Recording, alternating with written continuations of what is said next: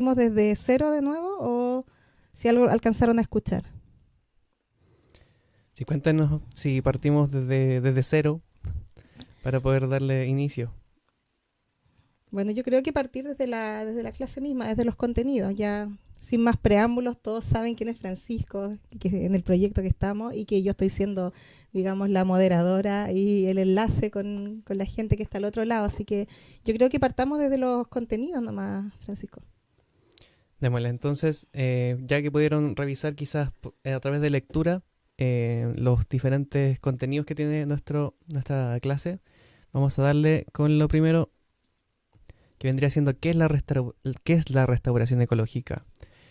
Comprendemos la restauración ecológica según la Sociedad Internacional para la Restauración Ecológica, que esto consiste en asistir a la recuperación de los ecosistemas que han sido degradados, dañados o destruidos. Entonces, es un proceso en el cual nosotros nos involucramos dentro de un ecosistema para realizar acciones que pueden hacer que este ecosistema mejore sus condiciones ambientales, ya sea aumente su diversidad, su biodiversidad, aumente, por ejemplo, la diversidad de ambientes que pueden haber en este ecosistema, la estructura de este ambiente que puede ser una estructura más compleja, que pueda proveer, por ejemplo, mayor cantidad de servicios y funciones ecosistémicas. Entonces, eh, ¿qué necesitamos para poder hacer realmente que la restauración sea ecológica? Esta debe realizarse desde una aproximación holística, o sea, que contemple tanto los conocimientos ecológicos científicamente contrastados, o sea, que tengamos una base científica, una base teórica y práctica, que podamos tener estudios de caso, qué ha pasado en otras circunstancias, cuando se han aplicado ciertas acciones de restauración. También tener, por supuesto, criterios socioeconómicos. Si estamos pensando en un proyecto que sea muy amplio, pero que no tenemos la solvencia, no tenemos los recursos financieros para poder llevarlo a cabo, claramente no vamos a poder concretar, no vamos a poder ejecutar un proyecto que podemos estar ideando, pero que no lo vamos a poder llegar a concretar. También el contexto cultural en el que se realiza la intervención es súper importante. Si tenemos una cultura, por así decirlo, que está más ligada a la destrucción de la naturaleza y que no concibe un trato ameno con la naturaleza, un trato grácil, gentil, que pueda comprender que la naturaleza necesita su espacio, necesita también sus características, por ejemplo, silvestres. Vamos a encontrarnos que cualquier acción de restauración que podamos llevar en un sector se puede ir, ¿cómo decirlo?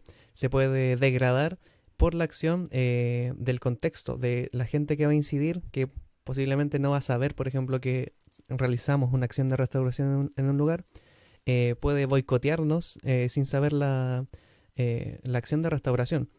Y por sobre todo la emoción y la sensibilidad de cada uno de los pobladores y usuarios de los ecosistemas o paisajes a restaurar.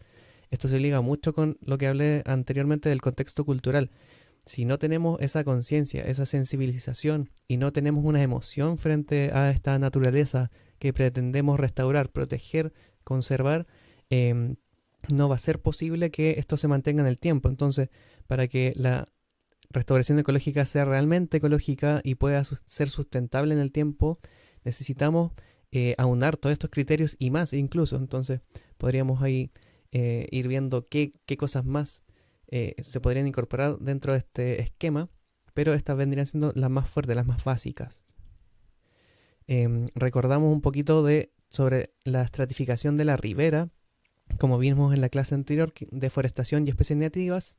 Tenemos para nuestro caso particular, el caso local de riberas y humedales, una estratificación desde la zona que está más saturada de agua hacia un plano más alto donde vamos a tener desarrollo de una vegetación distinta, o sea, vamos a pasar desde las plantas acuáticas a herbazales, totorales, arbustivas, árboles jóvenes de menor altura, hasta un bosque maduro que generalmente va a estar un poquito más alejado del borde en tierra firme, y diferentes capas. La capa más baja es la capa herbácea, arbustos, sotobosque, dosel bajo y dosel que nos van a dar de estructura. Entonces, un ambiente que esté en buenas condiciones no vamos a necesitar necesariamente restaurarlo, pero si encontramos que en un ambiente faltan estas características, vamos a dar cuenta de que van a ser necesarias distintas acciones de restauración para cada caso, a modo de poder recuperar funciones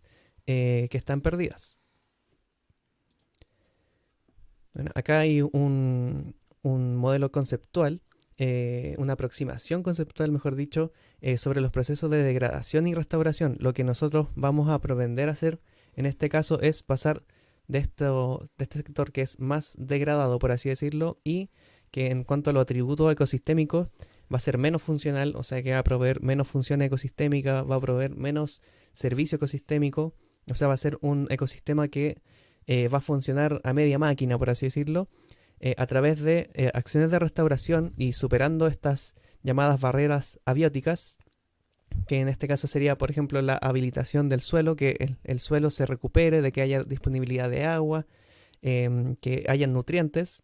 Esto va a poder darnos una condición mejor, poder aumentar la cantidad de biodiversidad, la cantidad de atributos ecosistémicos y poder así generar una mejor condición. Acá podemos ver una condición bastante degradada. Esto es el río Mapocho en la sección de Talagante, más o menos apuntando como desde el Parque Tehualda, mirando hacia el monte. Este sector fue muy ferozmente afectado por la extracción de áridos durante muchas décadas, entonces comprenderán que este sector está fuertemente impactado y actualmente sigue muy similar a como se ve en esta foto, que es de hace un par de años. Es una condición bastante degradada en la cual se necesita restaurar el suelo y la biodiversidad para que se puedan empezar a generar los otros estratos. Acá tenemos una vista río arriba, más o menos desde el sector de Los Pidenes, más o menos para los que ubican Talagante, donde está el Home Center, mirando hacia arriba, o sea, hacia el Puente Amarillo. Y en este sector no ha habido extracción de áridos y por ende encontramos una situación con una mejor recuperación ambiental. Les puedo dar un dato de que desde hace algunas décadas que se empieza a limpiar el agua del Mapocho. Antiguamente estaba todas las aguas residuales, aguas servidas de Santiago, se vertían en el Mapocho y por ende teníamos el problema de que todo este sector rural del Mapocho tenía una gran contaminación y a su vez esta mejora en la condición del agua, en la condición abiótica, de las condiciones abióticas del sector, da paso a que la recuperación del ecosistema se pueda dar. Entonces estos estratos arbustivos que son característicos en la zona de, por ejemplo, plantas como la brea o la chilca o el romerillo empiezan a tomar más protagonismo en estos sectores, pero aún así no tenemos gran cantidad de árboles ni estratos altos. Entonces no podríamos decir que es un ecosistema prístino ni que no necesite restauración. Acá podemos ver una vista de cómo se ve un matorral de chilca desde dentro, por así decirlo, ya que estábamos anteriormente desde la vista aérea. Acá la tenemos desde adentro. Tiene una mayor estructura, pero insisto, no tenemos árboles, no tenemos un dosel, no tenemos una estructura más compleja, tampoco tenemos tanta diversidad. Entonces ahí ya tenemos que pasar a otra barrera, que esta barrera biótica, en la cual vamos aumentando la cantidad de biodiversidad en este caso, ya que el suelo y el agua, por ejemplo, están aptos para que haya biodiversidad, pero necesitamos que esa biodiversidad llegue al sector y se establezca para poder tener un ecosistema más intacto, más funcional también, que pueda tener una mejor condición, que nos pueda dar mayores beneficios ecosistémicos. Y podemos ver, por ejemplo, acá una foto de una condición más recuperada, por así decirlo, que tiene estratos arbóreos, tiene arbustos, pero que no logra tener gran cantidad de hierbas, no tiene estrato de sotobosque. En comparación a esta, por ejemplo, que tenemos estructura de árboles altos, tenemos herbazales, tenemos una complejidad mucho mayor. Podríamos decir que es un lugar que está mucho mejor conservado y que por ende va a necesitar menor cantidad de acciones de restauración. Obviamente podemos hacer acciones de restauración en cualquiera de estas gradientes, por así decirlo, pero tenemos que enfocar distintos tipos de intervenciones dependiendo de la condición. Entonces, no sé si Carla nos quiere decir algunas preguntas que pueden estar en el chat. No sé cómo vamos hasta ahora antes de que pasemos a un tema un poquito más diferente. Hasta el momento no hay consultas respecto al contenido. Hay varios saludos, sí. Aquí vemos a varios compañeros y compañeras de las distintas organizaciones. Les dejamos un saludo. Yo te quería consultar, Francisco, respecto a esas últimas imágenes. ¿A qué sector corresponden? ¿Eso vendría a ser como los pozones? Claro, esta foto actual es Los Pozones y la anterior es de un remanente de bosque de sauces en la ribera Talagante, casi llegando al monte, al puente Manuel Rodríguez. A mí me consultaron cuando estábamos el otro día en la salida respecto a cuál era el real impacto que tenía el tema de los áridos, porque en una de estas salidas conversamos cuál había sido el proceso de expulsar los áridos del Talagante, de ahora sacar una ordenanza que decreta su total prohibición en el territorio de Talagante, por lo menos. ¿Cómo se puede apreciar con qué elementos el real impacto de la extracción de árido en las distintas imágenes que nos ha estado mostrando?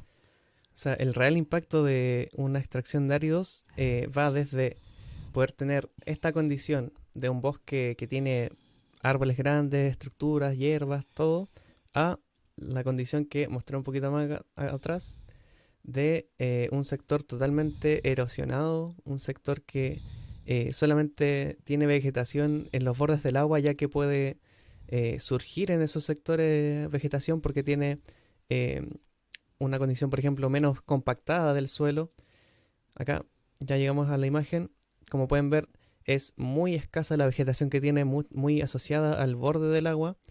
Entonces, la extracción de áridos de partida entra en un sector, desvía los cursos de agua para poder sacar el material árido, ya sea el ripio, la arena, bolones, y genera excavaciones gigantes, pasa por arriba de todo lo que hay en un sector. Entonces es un impacto sumamente grande que puede hacer que un ecosistema complejo, muy biodiverso, quede como un peladero, como se puede ver en estas imágenes. ¿Cuánto demora en restaurarse una zona así de manera natural? ¿Es posible partiendo por eso? O sea, es posible, pero nos puede tomar siglos incluso. Un ecosistema para llegar a un estado clímax naturalmente puede demorarse unos 200, 300 años dependiendo de las sucesiones ecológicas que tengan que ocurrir ahí y los eventos obviamente climáticos que pueden acompañarlo. Entonces la idea de la restauración activa es que nosotros a través de acciones antrópicas, por así decirlo, que siempre hablamos de acciones antrópicas que son malas, estamos buscando realizar acciones antrópicas benéficas que puedan hacer beneficios en el ecosistema y puedan acelerar estos procesos de regeneración. Acá hay algunas preguntas. Jaime Flores dice, ¿cuál sería el escenario que se quiere llegar? ¿Esta imagen es a lo que se tiene como objetivo final? Hay otra pregunta por ahí que dice, ¿qué significa barrera abiótica?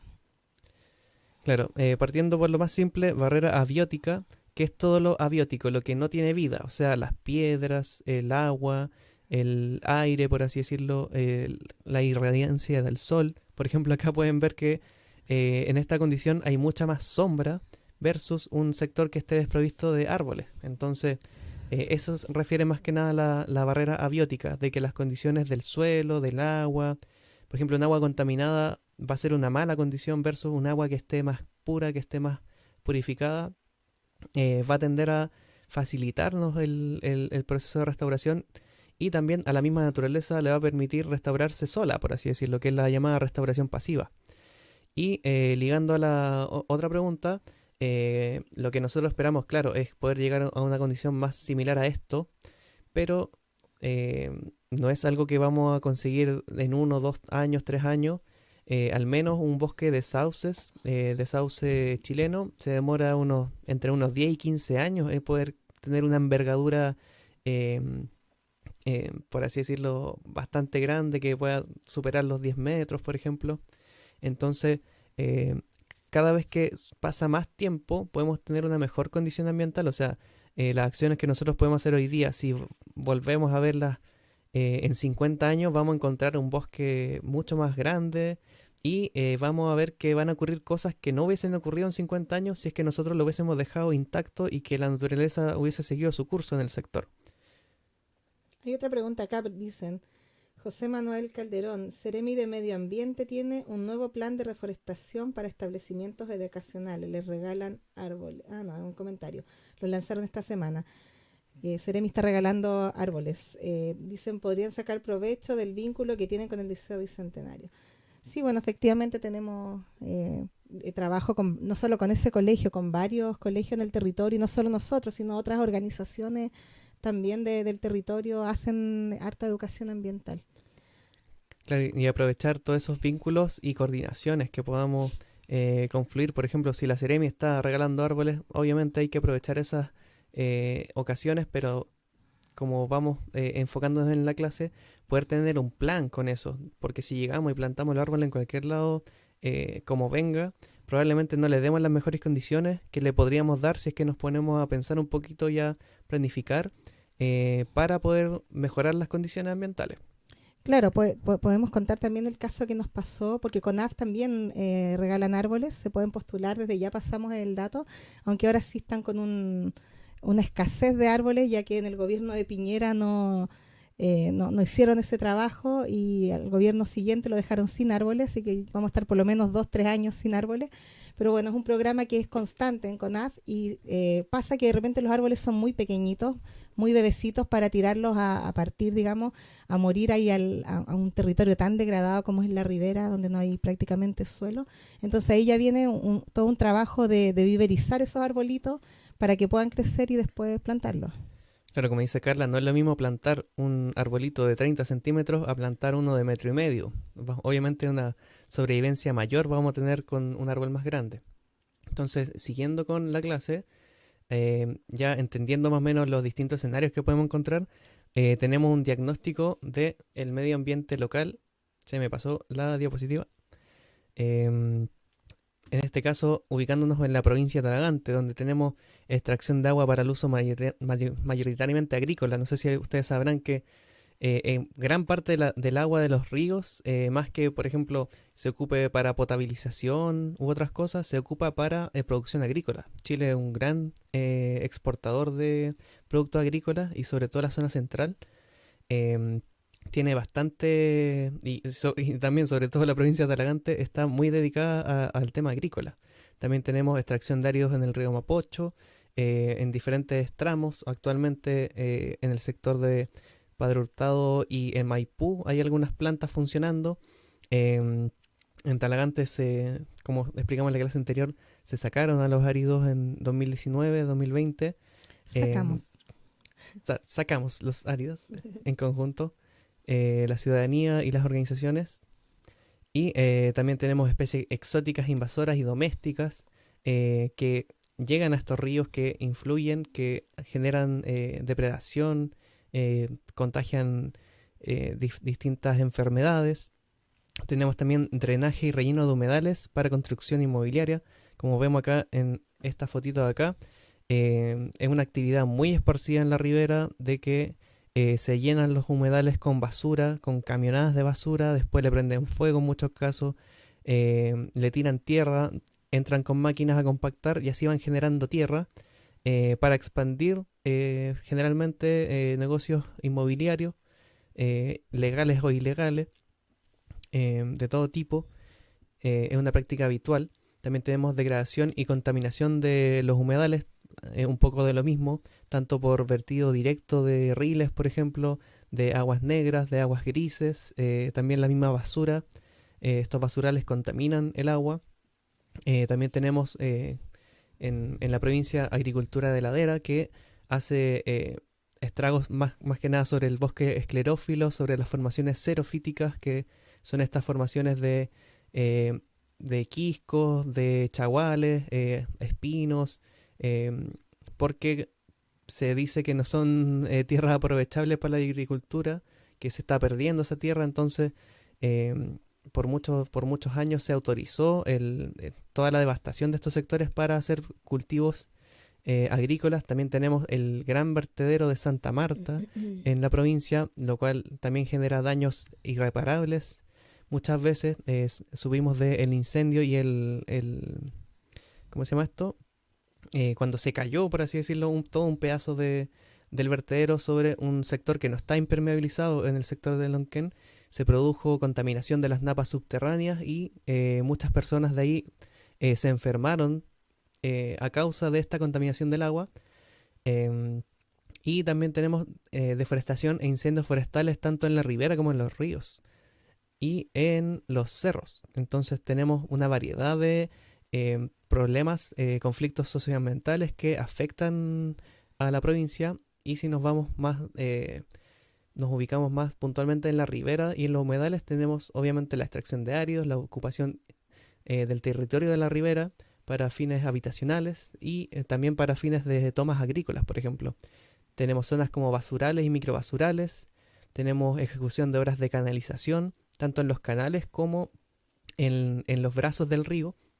Hay caza y pesca ilegal de fauna nativa, hay introducción de especies invasoras y también la sequía que ha sido sostenida en la región hace más de 15 años y vamos sumando. Y también toda esta gestión de los recursos hídricos, que el agua sea privada y que sea manejada con fines más mercantiles, hace que no haya un caudal ecológico, o sea, que haya un agua mínima en humedales y ríos para que se sustente la vida. Entonces, si bien se hace uso del agua para fines agrícolas, para fines productivos, fines industriales, no se puede sacar todo el agua desde los humedales y los ríos, no se pueden secar porque toda la fauna, la flora, la funga, toda la biodiversidad que habita ahí necesita un mínimo de agua para poder subsistir. Y es así como todas estas presiones a nivel mundial han llevado a muchos grupos de animales y plantas también a la extinción o al riesgo de extinción. Entonces, para poder figurar un poco en qué va esto de la biodiversidad frente a estas problemáticas. Acá tenemos unos gráficos. El primero que tenemos acá, esta línea de aquí, marca más o menos cuánto es la cantidad de biodiversidad que tenemos, y cuando metemos una perturbación que genera un detrimento, o sea que hay, por ejemplo, mortalidad o extinciones locales de especies, vamos a encontrar que esta biodiversidad va a bajar, pero la resiliencia, la capacidad de regeneración del ecosistema va a hacer que éste pueda irse recuperando. Pero en el caso que tengamos una biodiversidad muy pequeña en un sector, su capacidad de respuesta para recuperarse va a ser muy lenta en comparación a, por ejemplo, el gráfico de abajo, que tenemos una perturbación que logra afectar obviamente gran cantidad de especies, pero aún así quedamos con una gran cantidad de biodiversidad que puede hacer que esto se recupere. Entonces la biodiversidad funciona mucho como un amortiguador de estas perturbaciones, de estos efectos nocivos que muchas veces los humanos efectuamos sobre la biodiversidad y sobre los ecosistemas. Entonces vemos que muchos estudios han confirmado que el aumento de la biodiversidad va a aumentar las funciones de los ecosistemas. Esto está directamente relacionado. También vemos que diferentes especies de plantas van a utilizar diferentes recursos, mejorando la eficiencia y aumentando la productividad. Parte de los ecosistemas más productivos del mundo son los humedales, o sea que pueden crecer en una pequeña cantidad de tiempo una gran cantidad de biomasa. Son muy cambiantes y también, por ende, son muy buenos para fijar carbono y también para retener el agua. Entonces, son bastante buenos aliados, sobre todo las plantas en este caso, para poder recuperar zonas que están degradadas. También las especies con uso complementario de recursos pueden favorecer el asentamiento de otras, efecto conocido como facilitación. O sea que van a haber especies que nos van, por ejemplo, las que llamábamos la clase anterior, las especies nodrizas, van a facilitar que especies que necesitan condiciones ambientales más específicas puedan asentarse y puedan incorporarse como biodiversidad en estos ambientes. Acá tenemos algunas imágenes de biodiversidad, de especies que se encuentran y que habitan el sector que estamos restaurando. Tenemos tagua de frente roja, tenemos sapito de cuatro ojos, la páncora, que en este caso vemos bastantes albinas en el sector de Talagante, que solamente hemos encontrado entre el tramo de Talagante y el puente Manuel Rodríguez. Entonces ahí también tenemos un misterio que resolver, si acaso tenemos un caso de mutaciones locales o si tenemos una subespecie o si es que alguna condición ambiental de contaminación u otra cosa puede estar generando que haya una decoloración en esta especie. Rana chilena también tenemos en el sector, los pidenes, como también tenemos llamado uno de los sectores del humedal, y garza, en este caso tenemos una garza, ay, se me fue el nombre, la garza boyera. También tenemos dentro de esta relación de la biodiversidad y las problemáticas que los ecosistemas más diversos son más estables y son más resistentes a las perturbaciones, como vimos en los gráficos que mostré en un comienzo, y que los ecosistemas más diversos son más resistentes a las especies invasoras. Las especies invasoras son muy difíciles de controlar, muchas veces se nos escapan de las manos, y un sector que tenga una gran biodiversidad nativa va a poder hacerle frente mucho mejor que un sector que esté degradado, ya que muchas de estas especies invasoras son oportunistas y se aprovechan de estos nichos vacíos que no están siendo ocupados por otras especies para empezar a esparcirse, como por ejemplo la mora. Algo que hemos visualizado en terreno en muchos sectores es que cuando uno, por ejemplo, tiene maqui en un sector, la mora retrocede porque el maqui tiene una capacidad mucho más grande que la mora de poder sobreponerse a la invasión, pero en otros casos, por ejemplo, nos ha pasado justamente en algunas forestaciones que llega la mora y se sobrepone a las plantas que están creciendo ahí y terminan matándolas. Entonces es importante que podamos ver esa función de distintas plantas, distintas especies pueden dar sinergias y pueden retener estos impactos y estas perturbaciones externas. Tenemos otra muestra de biodiversidad. Tenemos acá un hongo que era la Volvorella speciosa, si no mal recuerdo. Tenemos una tenca, una lagartija tenue, unos totorales del género Tifa.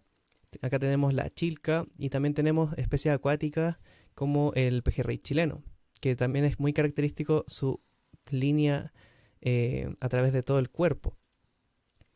Entonces, esta restauración ecológica comunitaria nosotros la vemos como una respuesta a la adaptación climática. Como bien mostré anteriormente en el tema de la estratificación y como vimos en la clase pasada, tenemos distintos flujos de materia, energía, ingresos de materia orgánica y estabilidad que se va a dar por todas estas interacciones que se dan en los distintos estratos de la ribera, en la planta baja, en la planta intermedia, en la terraza alta, y cómo esto va a relacionarse también con la cantidad de agua que va a haber en un sector. Por ejemplo, cuando estemos en un sector de plaza, o sea, de terraza baja, en condiciones de déficit hídrico, esa cota de agua, ese punto freático, esa capa freática, va a bajar, y en caso de que hayan, por ejemplo, inundaciones, esa va a subir.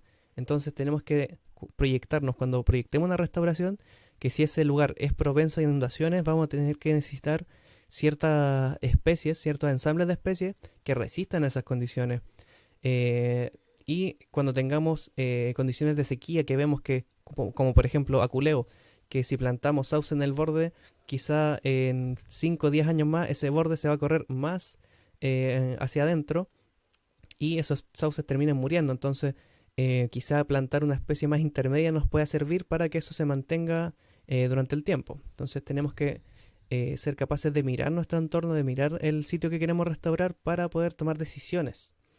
Esto es súper importante, como bien mencioné, el tema de los servicios ecosistémicos y las funciones ecosistémicas que están muy ligadas a la biodiversidad, porque tienen una estrecha relación con el bienestar humano. O sea, muchas de nuestras cosas cotidianas, por así decirlo, vienen de la naturaleza. La naturaleza nos puede proveer salud, buenas relaciones sociales, bienes materiales y seguridad, tanto personal como, por ejemplo, seguridad ante desastres. Esto lo podemos ver lo pueden ver más en detalle el gráfico, pero lo que quiero llegar con esto es que nuestra relación con la biodiversidad es súper, súper, pero súper estrecha.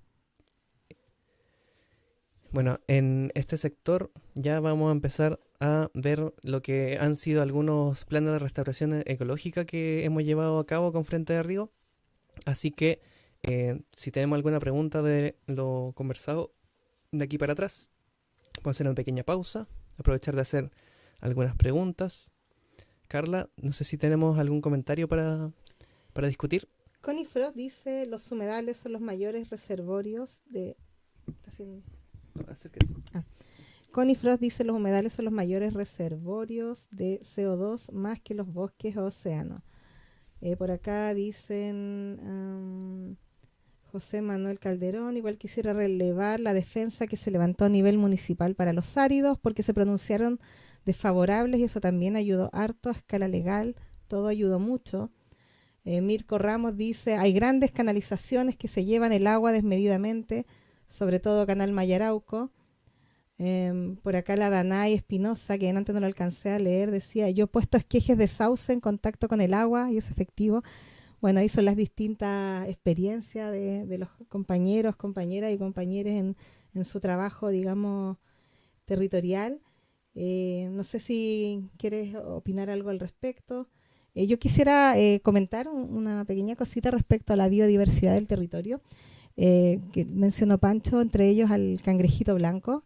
¿Cuál es el nombre científico de...? Es Aegla levis. Aegla levis, que, bueno, no sé si todos tienen conciencia de lo importante que esta especie, de hecho, para nuestra agrupación es tan importante que el presidente David Román tiene una polera de cangrejito blanco, tenemos un baile del cangrejito blanco que lo hacemos al finalizar las forestaciones, porque es una especie endémica y que es motivo de estudio y lamentablemente tan degradado que están los ecosistemas puede desaparecer.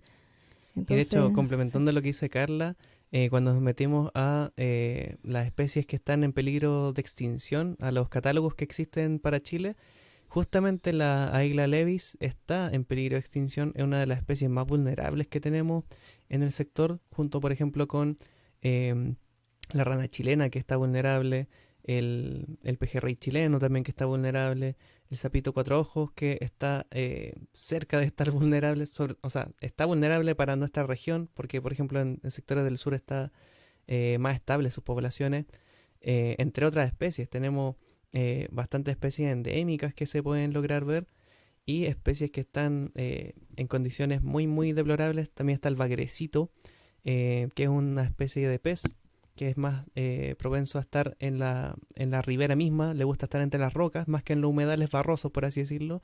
Entonces, por ejemplo, la extracción de ario en este caso es muy, muy nociva para peces como el bagrecito.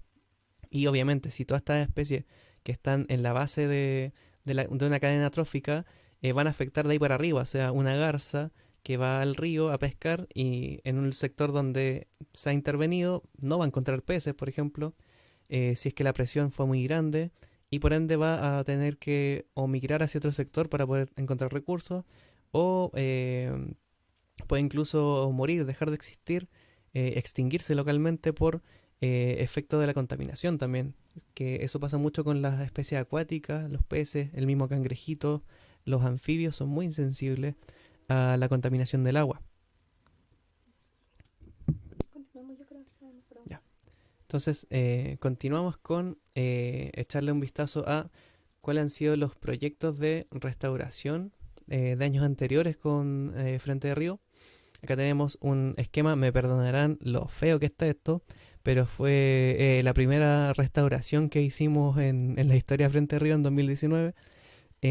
Contábamos solamente con las imágenes de Google Earth en ese caso y una metodología que no estaba bastante depurada para nada, como pueden ver, pero fue muy importante hacer este análisis previo porque en este sector, como pueden ver acá, estos manchones cafés de aquí, de aquí, de acá son vertederos microbasurales que estaban en el sector y como pueden ver son una gran porcentaje de este sector del humedal Los Pidenes.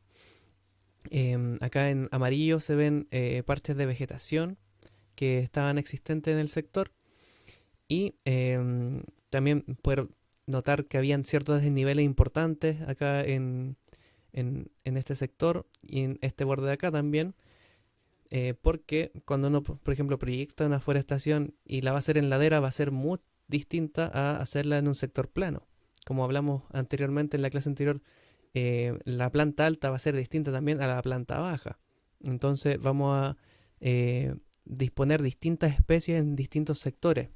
Acá puntualmente nuestro objetivo fue poder levantar el microbasural, que en este caso era bastante grande.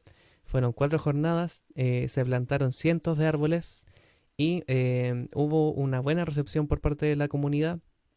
Por parte de los visitantes se logró suprimir en gran parte el uso de este sector como un basural ilegal, como un vertedero clandestino, y pasó a haber una interacción y un cambio cultural en el sector que es parte de esta restauración. Entonces la restauración no solamente tiene que ser ecológica, también tiene que ser social. Tenemos que cambiar las actividades y la forma en que percibimos estos sectores para poder generar cambios en el tiempo. El siguiente plan de restauración que pudimos conformar como tal fue para el año 2021. O sea, quiero mencionar que entre 2019 y 2021 seguimos realizando forestaciones y restauraciones en distintos sectores, muchos de ellos más autogestionados, mucho más propensos a la disponibilidad de recursos. Pero estos son como los hitos que pudieran tener una mayor planificación antes de hacer la intervención en terreno. Acá, como bien mencionaba, pusimos en el sector de Costanera bastantes núcleos de Miyawaki, pusimos algunos árboles dispersos, hicimos pozos y zanjas de infiltración de agua y también teníamos proyectado acá poder hacer una pequeña laguna o pozón, por así decirlo, de la parte baja del humedal para poder tener una mayor disponibilidad de hábitat para especies acuáticas. Esto es lo que proyectamos para esa ocasión. Obviamente las cosas que suceden en terreno son impredecibles. Siempre vamos a estar sujetos a factores financieros o factibilidades técnicas. Entonces en este caso la laguna que proyectábamos acá abajo no se pudo realizar por problemas con la retroexcavadora. Acá teníamos proyectado unos 5 pozones de infiltración. Una vez que estuvimos en terreno trabajando con maquinaria, la capacidad y los fondos nos dieron para hacer 2 solamente. No alcanzamos a hacer 5 como estábamos proyectando.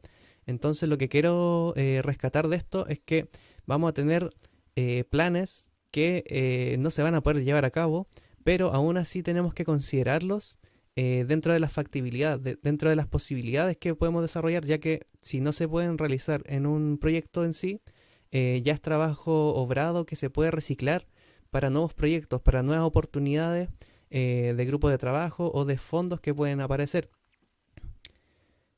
Acá tenemos, nuevamente volvemos al sector de los pidenes en el año 2022. Acá podemos ver que el sector de microbasural está bastante suprimido y reemplazado por los arbolitos que plantamos en el sector, por esta grilla de árboles nativos. Igual quedan persistentemente algunos sectores de microbasurales que de hecho los vamos a ver en las acciones que estamos proponiendo para este desarrollo del Fondo LEPE, de la restauración que vamos a hacer este año 2024. Acá la diferencia de los proyectos anteriores, nos quisimos enfocar en lo que es la restauración de ecosistemas mucho más ligados a la planta baja. Una restauración de la laguna de los Pidenes, incorporando especies vegetales de totorales, colas de zorro, maitenes, junquillos, especies que no se encontraban en el sector, que tenían poca probabilidad de colonizar pasivamente. Entonces hicimos una plantación en este sector. Bueno, también pusimos carteles en varios sectores para poder hacer una restauración ya con las patas en el agua y alejándonos de la planta alta. Entonces, hoy en día, de hecho, cuando fuimos a la visita del sábado pasado, pudimos ver que los totorales y las colas de zorros tienen una gran envergadura. Actualmente están bastante grandes, se lograron asentar aun cuando son especies que son bastante suculentas para los caballos y las vacas. Entonces sufrieron durante muchos meses herbivoría, el ramoneo de estos animales que las fueron mordiendo, se las fueron comiendo, pero la resistencia y la resiliencia de estas especies hacen que hoy en día ya sean especies que están establecidas en el sector y que están aumentando su presencia para poder dotar de más función ecosistémica. En este caso, tener tutorales nos da la opción de tener refugios para más especies, tener alimento para más especies que se pueden desarrollar y que antes de la restauración no podían hacer su vida en el sector. Quisiera aportar, Francisco, respecto a esa restauración de los pidenes, que no solo se plantó ahí, sino que una de las grandes intervenciones fue recuperar el cauce de la laguna, porque el problema que teníamos es que la laguna se estaba secando porque el agua de la vertiente que abastecía ese humedal que se ve ahí en la imagen desembocaba directo en el canal, lo desviaron, ¿no? No sabemos bien por qué motivo, la gente de ahí seguramente para las tomas agrícolas, no lo tenemos muy claro, pero lo desviaron y eso estaba provocando que el canal se estuviera secando. Entonces ahí a chuzo y pala con las cuadrillas de voluntarios reencauzamos el agua hacia la laguna. Y aquí viene un poco mi pregunta. ¿Cómo, sin ir más lejos, en La Ruca me comentaban el otro día que quieren hacer una plantación ahí? ¿Cuáles vendrían a ser los elementos necesarios básicos para que ellos puedan planificar una restauración exitosa, digamos? Porque ya conversamos que la clave es la planificación, ¿cierto? O sea, esos elementos son los que estamos trabajando en la clase. Todavía nos queda clase por ver. Aquí estamos viendo ejemplos de lo que han sido algunas de las intervenciones. Entonces, básicamente, poder tener una comprensión del sector, de cuáles son las dinámicas, tanto desde lo abiótico como desde lo biótico, para poder proponer distintas intervenciones que nos puedan resultar en una mejora del ambiente. Como bien acá decía Carla, y que se me olvidó mencionar, este sector de acá fue un tacón, por así decirlo, que se hizo, porque acá tenemos un pequeño pozón de la vertiente y por acá arriba tenemos un canal de regadío. Entonces, año anterior habían entrado con maquinaria a este sector y dragaron, o sea, hicieron zanjas para que el agua cayera antes al canal. Y esto generó mucho daño en el sector, pero como bien sabemos, los humedales tienen bastante resistencia a los cambios y esto se empezó a recuperar. Pero también, como hubo bastante modificación del curso del agua, mucha de esta agua se estaba cayendo por este sector. Entonces, al realizar este tacón desde acá, se pudo volver a tener un buen nivel de agua en la laguna de aquí. De hecho, esta laguna llegaba más o menos hasta este sector y de aquí para acá esta colita estaba toda seca. Y después de realizar este simple tacón de este sector, se pudo restaurar mucho más este sector. Entonces pudimos pasar la primera barrera abiótica, en este caso, donde estaba faltando el agua. Pusimos más agua en el sector a través de una pequeña modificación y hubo una mejora, por así decirlo, casi instantánea del sector. Después vino la incorporación de las plantas acuáticas, entonces es importante trabajar en tanto lo que es las intervenciones abióticas como las intervenciones bióticas, meter biodiversidad y también darle las condiciones ambientales a esa biodiversidad para que se mejore su condición de establecimiento y que puedan crecer en el sector. Bueno, aquí ya pasaríamos a lo que nos convoca este 2024, un pequeño resumen de lo que va a ser el plan de restauración ecológica comunitaria para este año. Y esto va un poco así.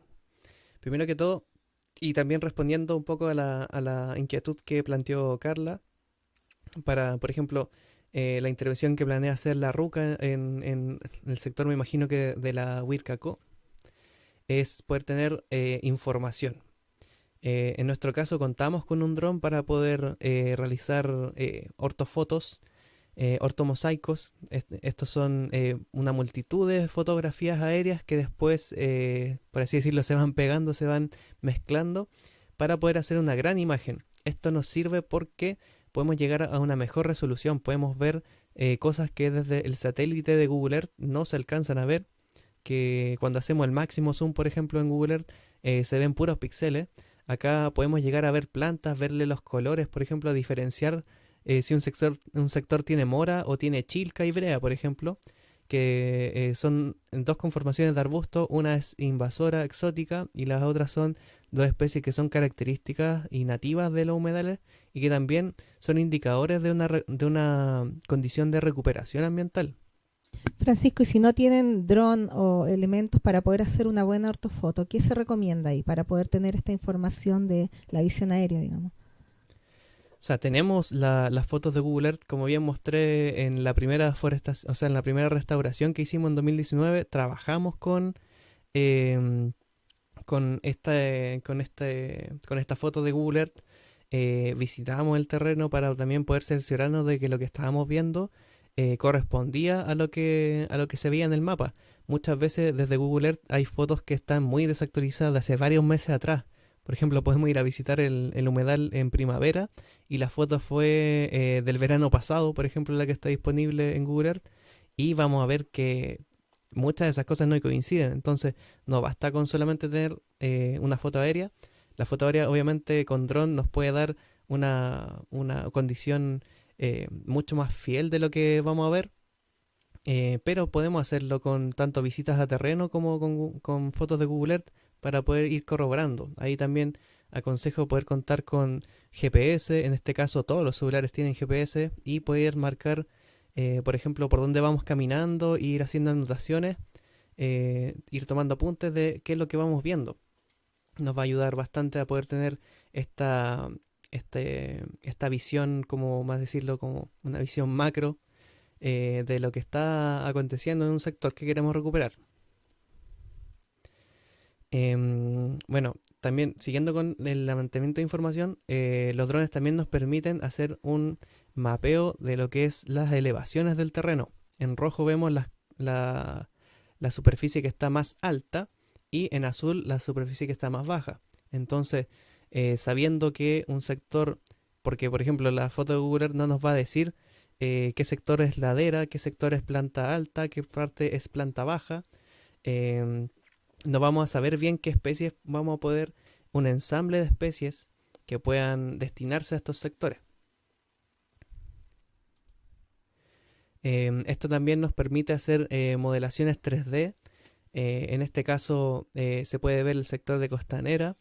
En este caso lo tenemos con una resolución más o menos baja, pero contando con un computador más potente, uno puede ir realizando modelos mucho más, ¿cómo decirlo?, mucho más fieles a lo que es la condición real del terreno y podemos evidenciar los distintos relieves, podemos hacer cálculos de volumen, por ejemplo, si es que necesitamos, por ejemplo, sacar especies invasoras, podemos cuantificar más o menos cuánto va a ser el volumen que se va a sacar, ahí poder calcular, por ejemplo, cuántas horas de retro, excavadora se van a necesitar o cuántas veces hay que ir con cuadrillas, con herramientas de mano, por ejemplo.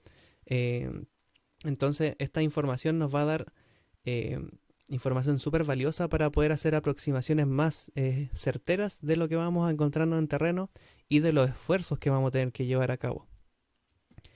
Aquí, en torno al plan de restauración del actual Fondo LEPE para el año 2024 y 2025, ya que si bien las plantaciones en sí las vamos a hacer durante el año 2024, vamos a tener levantamiento también de microbasurales y basura dispersa también en el sector entre el año 2024 y 2025. Acá volvemos a ver, por ejemplo, el sector de los Pidenes. En 2019 se hizo una gran limpieza de forestación, pero aún así quedan algunos remanentes, al menos unos 3 focos de microbasurales que persisten en el sector. Y acá microbasurales en el sector del Callejón San Enrique. Entonces, esta ortofoto nos permite ver mucho mayor detalle, acercarnos a hacer un zoom mucho más grande y poder diferenciar si eso es tierra, si eso son piedras, si eso es basura, si eso es vegetación. Nos va a ayudar enormemente. Obviamente lo podemos hacer visitando el sector, podemos ir a pie, podemos ir tomando registro, podemos ir con wincha. Tener o no tener dron no va a ser gran diferencia en lo que podemos hacer, pero sí nos puede facilitar las cosas. Eso es importante. Entonces, no sé si tenemos preguntas, Frente de Río, todo comentarios. esto tiene dron disponible por si hay alguna organización hermana necesita apoyo o no, Francisco. Claro que sí, obviamente actualmente tengo una capacidad de procesamiento bastante pequeña. Con mi notebook estábamos trabajando en poder conseguir un computador de mejor capacidad para que se demore menos horas en procesar y que pueda también procesar sectores más grandes, más hectáreas. Así que ahí programándonos podemos hacer eh, la colaboración. Si algún compañero ahí de alguna organización tiene un computador más potente, también ahí se puede hacer la sinergia. Por supuesto que sí. Entonces, no sé cómo va el chat, si es que acaso tenemos alguna intervención mientras. No hay preguntas Ya, por el momento. entonces seguimos. Entonces vamos a ir a las líneas de trabajo del Plan de Restauración Ecológica Comunitaria, enfocándonos en lo que va a ser las jornadas de preparación de suelos y la plantación en sí. Y también vamos a ver un poquito de lo que va a ser el riego. Francisco, yo te quería hacer una pregunta. Para la primera jornada que vamos a tener acá con los monitores, ¿cuál es el primer Miyawaki en el que vamos a trabajar? ¿En qué sector era del...? Que esa va a ser el 4 de mayo, si no me equivoco, ¿no? La primera jornada de plantación. Claro, o sea, la primera jornada en el sector va a ser el 27 de abril, en el Miyawaki número 1, el que está acá a un lado de la cancha del Callejón San Enrique. Aquí pueden ver el callejón. Y el 27 se va a trabajar en la preparación del suelo de este núcleo. Y el 4 se va a trabajar en la plantación de los árboles y arbustos en el núcleo. Eso era.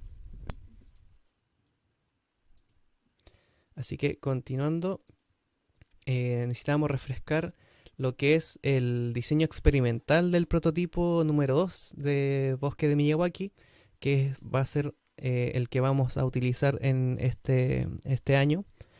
Este va a tener tanto la preparación del suelo para la plantación como también la preparación de zanjas de infiltración, el pozón de irrigación donde va a direccionarse la motobomba para poder hacer el riego y también erigir un pretil o camellón para que en la parte de menor altura el agua que sobre, por así decirlo, del sector y que escurra no se nos vaya fuera del núcleo, no se nos vaya acá fuera del núcleo, sino que se quede dentro del núcleo, lo que pueda quedar superficialmente, y para hacer que el riego sea subterráneo y se aproveche en mayor cantidad el agua que podamos otorgar a este núcleo.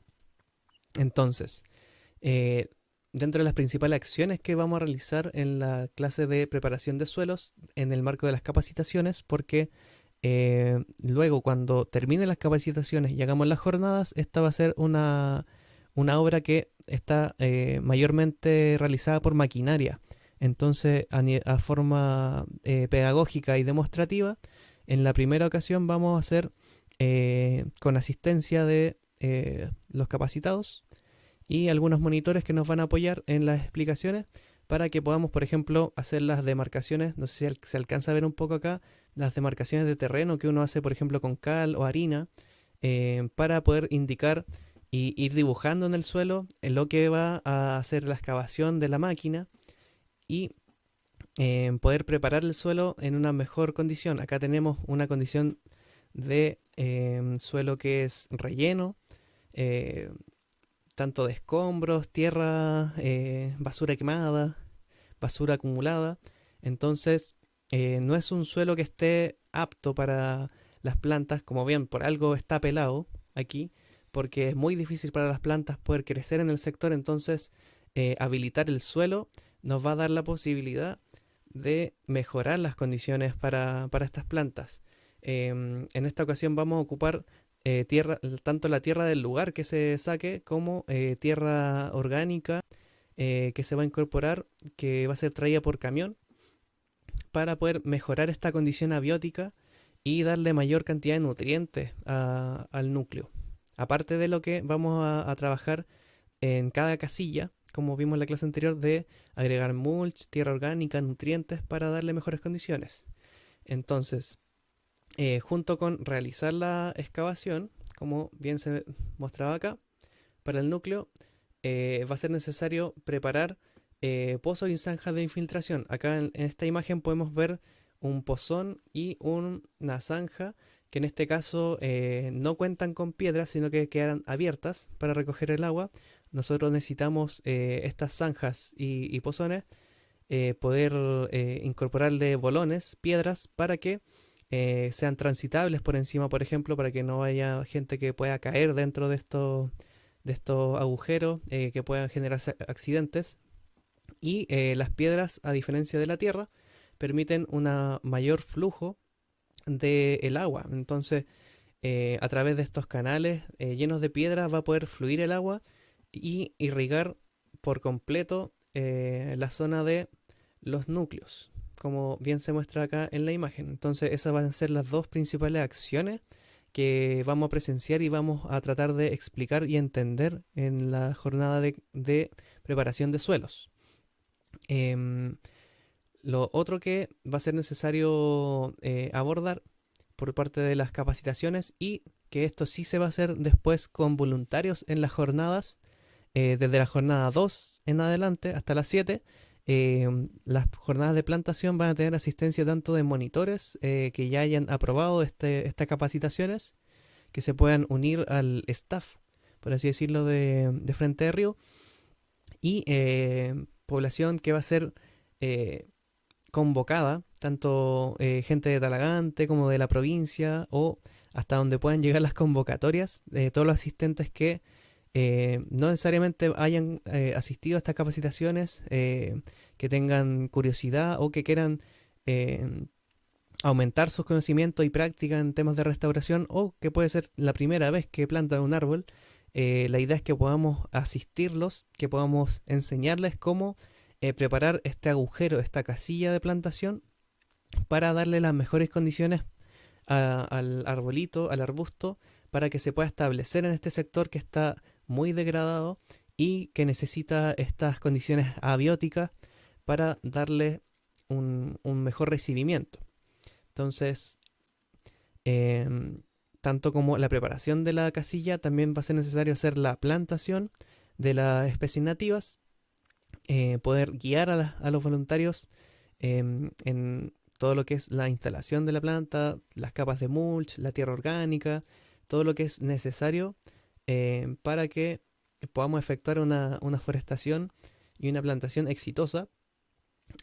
Por ende, también vamos a tener que explicar la instalación de los tutores, de cómo amarrar también, aunque pueda sonar muy burdo, es distinto a amarrar. Por ejemplo, acá, como se muestra con un hilito muy fino, puede llegar a hacer daño, inclusive a largo plazo, en comparación a poder hacer un amarre con cintas flexibles, por ejemplo, que a medida que el árbol crezca pueda adaptarse a este mismo crecimiento, y que a su vez quede firme y que mantenga al árbol derecho, que no se nos vaya a desplomar, porque es necesario recordar que en las riberas se generan pasillos de viento. El mismo río va a canalizar el viento, entonces hay ventoleras bastante fuertes, sobre todo en primavera, septiembre, como saben, es ideal para elevar volantines, y también es ideal para que se nos caigan los árboles. Así que un buen tutor va a ser crucial para que un árbol crezca derecho y no crezca chueco. Así también va a ser necesario que hagamos instalación de demarcaciones de perímetro y protecciones. Acá podemos ver que se puso coligües con malla hexagonal, que es lo que vamos a realizar también en esta ocasión. poder reforzar todo este borde inferior con rocas para prevenir el ingreso de conejos, por ejemplo, prevenir el ingreso de las vacas, de caballos, y también vamos a contar con el camellón de tierra, por un lado, porque en este caso la imagen no lo muestra porque este es el diseño del prototipo número 1 de Miyawaki, y en este prototipo número 2 vamos a generar un semicírculo o una media luna, donde vamos a tener un camellón elevado de tierra que también nos va a ayudar a poder hacer esta demarcación de las zonas plantadas. Esto es súper importante para que evitemos que la gente transite a través de esta y también que los animales puedan transitar a través de esto. Por eso también es importante que acá no se evidencia en estas protecciones que podamos incorporar cintas de colores. Hay unas cintas, de hecho acá tengo una que la puedo mostrar, que son bastante fluorescentes. Son clásicas para poder demarcar caminos. Puede ser esto, pueden ser trocitos de tela u otro material. La idea es que esto sea de colores llamativos y que pueda ondular con el viento, cosa de que cualquier animal que esté transitando por ahí pueda ver un obstáculo y decida evitar el núcleo, pasarle por al lado, por así decirlo, en vez de pasar a través del núcleo. Va a ser súper importante porque muchas plantas, muchos núcleos que nosotros hemos plantado en la historia, en estos 6 años, han sido devastados por las vacas y por los caballos. No ha sido por la gente, no ha sido por la falta de riego, no ha sido por el calor abrasador, ha sido porque llega una vaca y quiebra las plantas, las pisa, y son cosas súper poco evitables, o sea, son súper evitables con estas precauciones que podemos ir tomando. No podemos estar 24/7 en el río mirando y espantando a cada animal que se acerque a los nuevos arbolitos antes de que crezcan y por así decirlo se puedan defender por sí solos. Bueno, lo otro es el riego, que también va a ser necesario llevarlo a cabo con voluntarios. Van a haber monitores que van a estar dispuestos para estas jornadas de riego. De hecho, en la jornada de plantación hay que regar, hay que hacer un riego abundante para que la planta, facilitarle su establecimiento. Como bien dijimos, el terreno es bastante árido, es bastante poco, tiene pocos nutrientes, tiene poca cantidad de tierra orgánica y por ende retiene poca agua. Entonces, estos núcleos que vamos a plantar van a hacer este fin tanto de distribuir el agua como también de captarla y poder almacenarla, de mantener una esponja de agua, por así decirlo, en este núcleo, que pueda mantener en buen estado nuestras plantas. Entonces, para esto vamos a utilizar motobomba, como podemos ver acá. Si no mal recuerdo, a Ulises, que está con la motobomba aquí. Acá se ve un diagrama que se puede ver la pendiente que nosotros vamos a aprovechar en el sector, y si no la podemos aprovechar en un sector que por ejemplo esté muy plano, podemos en la jornada de preparación de suelos hacer artificialmente esta pendiente sobre el núcleo para poder aprovechar esta dinámica que vamos a ver acá, que una vez nosotros ingresemos agua de riego a través del pozón de irrigación, esta se va a transportar a través de las zanjas y cualquier exceso que quede por sobre el nivel del suelo va a ser retenido por el camellón para que no se nos escape y toda esa agua pueda fluir a través de la tierra y generar el tan anhelado riego subterráneo, que va a ser mucho más efectivo que el riego superficial. Y bueno, ya terminando un poco con lo que es la presentación del día de hoy, ¿cuáles van a ser las responsabilidades de los monitores medioambientales? Primero que todo va a ser guiar a los voluntarios respecto a las intervenciones de restauración que vamos a hacer en cada jornada mediante la práctica. O sea, hay mucha gente que uso, en este caso también vamos a incorporar el barreno ahollador, que es una herramienta mecánica que ocupa combustible, que tiene mucha fuerza, que si es mal ocupada puede generar alguna lesión en las personas. Entonces es importante poder saber ocupar la herramienta y también poder enseñarle a la gente que es su primera vez, por ejemplo, tener las precauciones de decirle que esto se hace de tal forma. Por ejemplo, No es lo mismo recoger piedras agachándote de cierta forma que te puede generar después dolores de espalda. Entonces queremos que eh, la gente que asista, la gente que participe de las forestaciones, se vaya con una buena experiencia y que no se vaya con un dolor o con un esguince o con alguna, eh, por ejemplo, por no ocupar guantes, generarse alguna ampolla o quemadura de menor grado por la abrasión o que se pinche, etcétera, etcétera. Tenemos muchas cosas que como monitores tenemos que estar atentos de ver en los asistentes. También monitorear el uso de los EPP personales para evitar lesiones, como bien dice acá. Dirigir una cuadrilla de no más de 7 voluntarios para realizar las acciones concretas.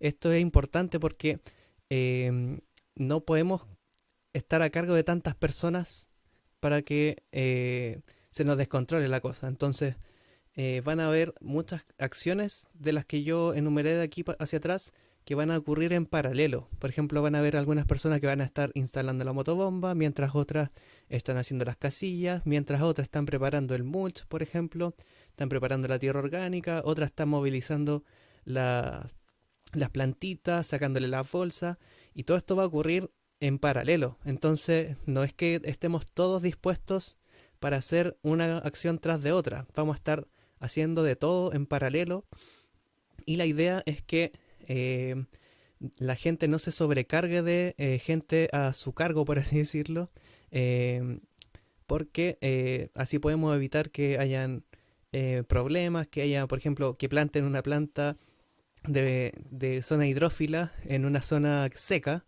Eso nos ha pasado que por no estar supervisando la plantación, se cambian las plantas del lugar porque hay mucha gente que no sabe reconocer una especie de otra. Entonces es importante que podamos tener no más de 7 voluntarios en una cuadrilla para poder realizar algunas de estas acciones.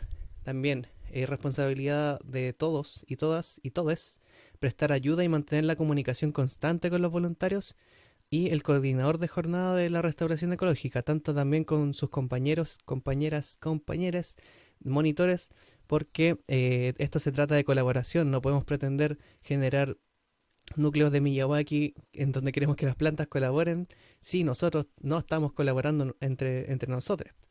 Y como último punto y remarcarlo que es súper importante que nosotros demos el ejemplo respecto al buen comportamiento en áreas naturales. Si nosotros vemos que, no sé, po, monitores o algunas personas están ahí generando barullo, gritando, tirando piedras, tenemos que saber controlar esas situaciones, poder decir que, por así decirlo, que se ubiquen, de que no es el momento ni el lugar para hacer esas cosas, o por ejemplo que pongan un parlante a todo chancho y salgan corriendo, salgan volando los animales, generar perturbaciones en el sector que puedan generar todo lo contrario a una restauración, que generen un detrimento, una degradación del ambiente. Entonces, también muchos vamos a llevar colaciones, muchas de las cosas que llevamos tienen envoltorio.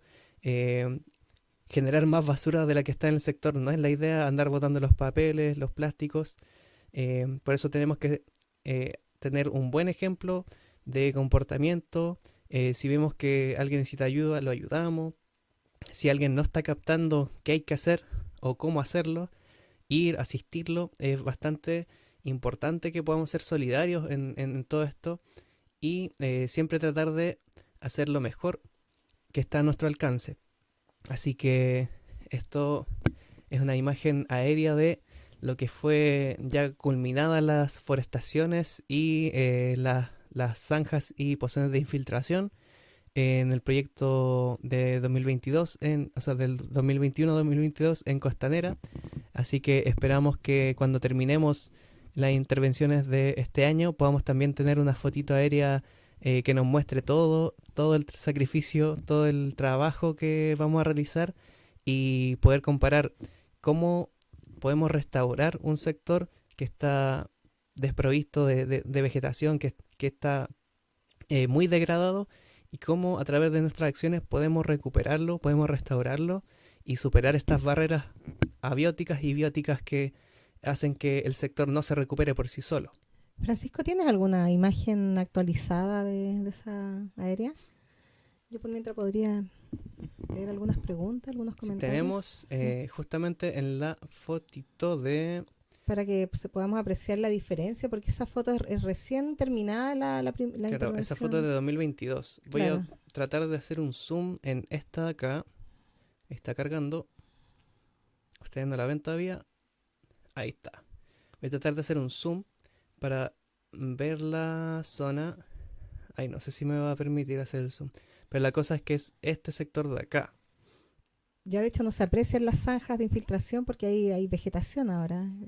Claro, De ser un porque suelo muerto, ahora es un suelo que se ha ido restaurando un poco. claro, la misma zanja como está ayudando a que el agua permee el suelo, está generando una mejor condición abiótica y por ende han llegado semillas, han llegado distintas especies de planta que han logrado establecerse, al menos para el caso de las zanjas y pozones que hicimos en ese proyecto, en sí la restauración pasiva fue mucho más fácil que se diera.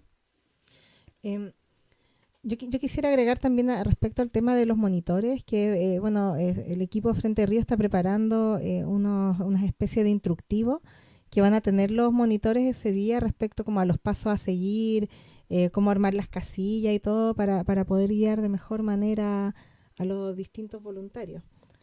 Claro, preparamos unas láminas, de hecho ocupamos un par de ellas en la salida del sábado pasado para tener ese material didáctico en terreno, porque claramente no podemos andar con la presentación, o sea, podemos andar con la presentación en el celular, pero quizá no es tan cómoda, no es tan ágil, no es tan rápido para encontrar lo que le queremos explicar a un voluntario que va, por ejemplo, por primera vez a plantar. Entonces poder mostrarle ese esquema de cómo se hace la casilla, cómo se pone el tutor, por ejemplo, de forma gráfica nos puede hacer que la gente que vaya a asistir tenga una mejor experiencia, que pueda comprender mejor lo que queremos lograr y generemos mejores acciones de restauración. Entonces vamos a contar con esas láminas, las vamos a ocupar en las jornadas con ustedes, en las capacitaciones, y la idea es que en las jornadas, cuando sean monitores, puedan ocupar ese material para apoyarse en las explicaciones y en las instrucciones que les vamos a ir dando a los distintos voluntarios para que podamos hacer unas acciones e intervenciones que sean fructíferas, que nadie salga herido, que las plantitas no sean mal plantadas y que por eso terminen muriendo, entre otras cosas. O que nos quede mal, por ejemplo, el cerco que tenemos que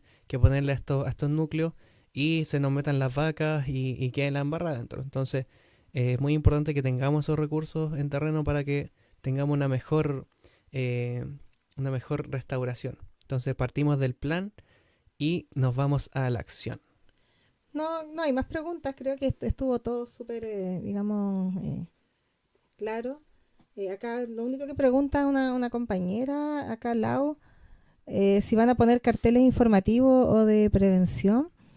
Sí vienen un par de carteles, pero también señalar que no hay tantos recursos para poner tantos carteles que quisiéramos, así que seguramente en Frente Río hace rato que tenemos la idea de hacer convocatorias para jornadas de carteles. Si alguien quiere donar ahí cartelitos que digan forestación comunitaria, que es lo que más se necesita, Sí. son más que bienvenidos, así que pasamos el datito ahí a los compañeros y compañeras que tienen habilidades artísticas. Cualquier cartelito con mensajes para la naturaleza, de cuidado y que tengan que ver con el trabajo de restauración, riego y plantación comunitaria que estamos haciendo, son súper, súper bienvenidos. Yo creo que ya estamos terminando. Dar las gracias a todos y a todos los presentes. Y nos vemos en la próxima clase, Francisco. No sé si alguien por ahí tiene algún comentario más que hacer de la gente que está en el chat. Que hable ahora o calle para siempre. No, sí, todas las preguntas después se pueden resolver también en la próxima clase que vamos a tener el próximo martes, que es enfocada en riego y mantención, y también en las jornadas de terreno que se nos vienen el 27 de preparación de suelos, el 4 de plantación de especies nativas. Así que cualquier duda que les pueda surgir, Esta grabación queda en el canal. También, al igual que la clase anterior, la voy a compartir a través de WhatsApp, a través de el mail y va a quedar disponible. Se me iba del tintero. Tenemos el formulario. El formulario de Google Docs que, igual que la clase anterior, se los vamos a compartir aquí por el chat, también por los distintos canales de comunicación que tenemos. Es importante también que nos puedan hacer este feedback de la clase, distintos contenidos que tratamos, percepciones y conocimientos que también ustedes pueden tener. Son de mucha utilidad, ya que, como bien dijimos anteriormente, no tenemos la verdad absoluta y tampoco nos la sabemos todas. Así que si tienen más conocimientos aparte de los que se vieron acá, encantados de poder recibirlos para poder compartirlos con todos, todas y todes. Así que eso, les dejamos en el chat de YouTube y les vamos a hacer llegar también por mail y por el grupo de WhatsApp, clase y formulario. Y obviamente el link de la grabación para No quienes... compartí el... ¿Cómo, Carla? No compartí el... ¿Cómo se llama? El formulario. Claro, por eso estaba mencionando el formulario, para que Y si lo compartimos por el se los grupo comparte. WhatsApp, porque ya se ha desconectado gente. Hagámoslas todas. No perdemos Sí. nada. Porque así también la gente que se nos sume asincrónicamente, o sea, cuando terminemos esta transmisión y la pueda ver mañana, pasado, el fin de semana, cuando tengan tiempo, también pueden encontrar ahí el link al formulario y así vamos aportando al conocimiento de todos. ¿Lo comparto? Por favor, Carla. Ya, vamos a compartirlo. Así que, sin más preámbulo, habiendo completado ya 1 hora 20 de clase, quedamos liberados y con la cita en el mismo canal de YouTube para el próximo martes, la tercera clase y última online que vamos a tener. Ahí está compartido el formulario para que por favor lo puedan ir llenando. También lo vamos a compartir por el grupo WhatsApp. Eso sería, ¿no? Fin de